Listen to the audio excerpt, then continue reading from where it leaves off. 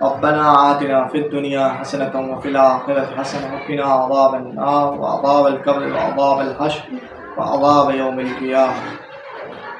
روایت میں آتا ہے کہ ائمہ علیہ السلام فرماتے ہیں کہ کوئی شخص جو طالب علم ہے، علم حاصل کرتے ہوئے اس شخص کو موت آ جاتی ہے تو اس کا مقام ایسا ہی ہے کہ وہ شہید ہو گیا اور اس کے درجات شہداء کے ساتھ لکھے جائیں گے۔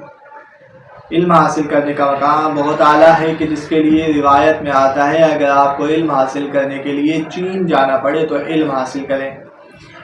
چین سے مراد یہ ہے کہ دوری کی مسافرت طے کرنا ہی کیوں نہ پڑے، پھر بھی آپ دوری کی مسافرت طے کریں، پھر بھی آپ دین حاصل لازمی کریں۔ ایون کہ اسی طرح کہا گیا ہے کہ اطلب العلم، علم حاصل کرو من المہد الی، روایت میں آتا ہے کہ ماں کی گود سے قبر کی لحد تک علم حاصل کریں۔ علم کا مقام و مرتبہ اتنا اعلیٰ ہے کہ علم کی توضیح، علم کی وضاحت فرما دی ہے۔ کہا گیا ہے کہ کسی اور مذہب والے سے علم آپ کو مل رہا ہے، چاہے وہ کوئی بھی ہو، اس سے علم حاصل کر لو، کیونکہ علم ایک خزانہ ہے۔ اسی طرح کہا گیا ہے کہ کوئی شخص آپ کو ایک لفظ علم کا سکھا دے وہ آپ کا استاد ہو جاتا ہے۔ استاد والد کا مقام رکھتا ہے، علم بہت اعلیٰ مقام رکھتا ہے۔ ہمیں علم کی ضرورت ہے۔ علم ہے کیا؟ جاننا، اور کوئی ہمیں جاننا سکھا دے۔ علم یہ نہیں ہے کہ صرف کسی چیز کی معلومات اکٹھی ہو جائے، معلومات اکٹھی ہونے کا نام علم نہیں ہے۔ علم ایک خزانہ ہے جس سے انسان کے اندر یہ قابلیت آ جاتی ہے کہ وہ حق و باطل میں فرق کر سکے کہ صحیح کیا ہے اور غلط کیا ہے، تمیز کر سکے کہ کیا چیز مجھے اپنانی چاہیے، کیا چیز مجھے چھوڑنی چاہیے، کیا چیز مجھے کس چیز پہ عمل پیرا ہونا چاہیے اور کس چیز سے مجھے رکنا چاہیے، کس چیز کے ہوتے ہوئے مجھے اس چیز سے فائدہ اٹھانا چاہیے اور کس چیز سے مجھے رکنا چاہیے۔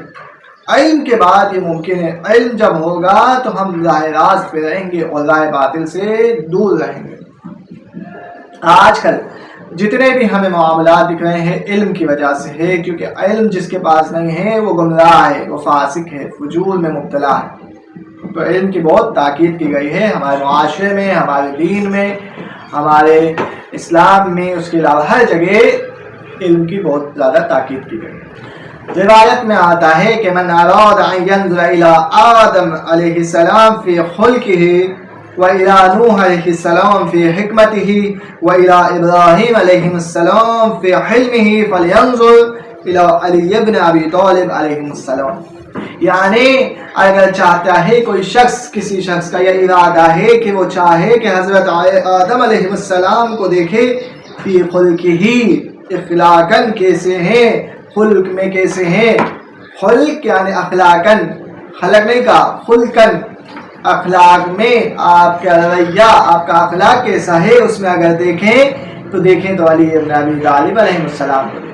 یہ مولا علیہ السلام جب بھی کسی سے ملتے حشاش بشاش ملتے، تواضع سے ملتے، چاہے وہ دشمن ہی کیوں نہ ہو، چاہے وہ کافر ہی کیوں نہ ہو، چاہے وہ مشرک ہی کیوں نہ ہو، چاہے وہ منافق ہی کیوں نہ ہو، آپ جب بھی کسی سے ملتے باتواضع ملتے، باتواضع ملتے، اچھے اخلاق سے ملتے، باادب ملتے۔ امام علی علیہ السلام الگ ہیں، اس طرح کسی کو محسوس نہیں ہوتا۔ بلکہ اسی طرح اگر کوئی چاہتا ہے حضرت نوح علیہ السلام کو ان کی حکمت دیکھے، حضرت نوح علیہ السلام کی حکمت دیکھنا چاہتا ہے کہ حکمت حضرت نوح علیہ السلام کی دیکھے کس طرح تھی، تو وہ حضرت علی علیہ السلام کو دیکھے۔ مولا علی علیہ السلام میں حکمت کا وہ اعلیٰ درجہ تھا، حکیم تھے، دانا تھے، جانتے تھے، معلومات تھی۔ حکمت ہونا، حکمت ہر ایک کے پاس نہیں آ سکتی، معلومات آ سکتی ہے، معلومات کے بعد حکمت آنا بہت بڑی بات۔ حکمت و دانائی، عقل مندی کے ساتھ فیصلہ کرنا کہ ہاں اب اس کا حق ہے۔ حضرت ابراہیم علیہ السلام کو حلم میں دیکھے کہ حضرت ابراہیم علیہ السلام سے تو ملاقات نہیں کر سکتا تھا، حلم ہے، حلم، بردباری، برداشت۔ حضرت ابراہیم علیہ السلام کا دیکھے تو کس میں دیکھے؟ حضرت ابراہیم علیہ السلام کا حلم حضرت علی علیہ السلام میں دیکھے۔ روایت میں آتا ہے کہ کوئی شخص چاہتا ہے کہ اس کا دنیا میں عمل جاری رہے، اگر وہ شخص مر بھی جائے، اس دنیا سے چلا بھی جائے، تو وہ یہ 3 عمل انجام دے۔ ایک، صدقہ جاریہ کرتا رہے۔ صدقہ جاریہ اس طرح سے ہے کہ انسان اس دنیا سے چلا بھی جائے لیکن اس کا عمل جاری رہتا ہے۔ اور دوسرا کہ انسان کا علم جو دوسروں کو فائدہ پہنچاتے رہے، وہ شخص ایسا ہے کہ وہ زندہ ہے اور اس کو ثواب مل رہا ہے اگرچہ وہ اس دنیا سے چلا جائے۔ اور تیسرا عمل اولاد صالح ہے. اگر کوئی شخص اس دنیا سے چلا جاتا ہے، اس کی اولاد صالح اس کے لیے نیک عمل بجا لاتی ہے، تو اس کے لیے ایسا ہے کہ وہ شخص کہ عمل جاری ہے، جاری و ساری ہے. تو بس ہمیں ان 3 کاموں کی بہت زیادہ تائید کرنی چاہیے. اب کہا جاتا ہے، روایت میں آتا ہے کہ ہر چیز کی لکل شیء اساس، ہر چیز کی بنیاد ہے. جیسے گھر کی بنیاد پلر ہے، بزنس کی بنیاد پارٹنرشپ ہے، ہر چیز کی بنیاد ایک ہونی چاہیے، ہر چیز کی.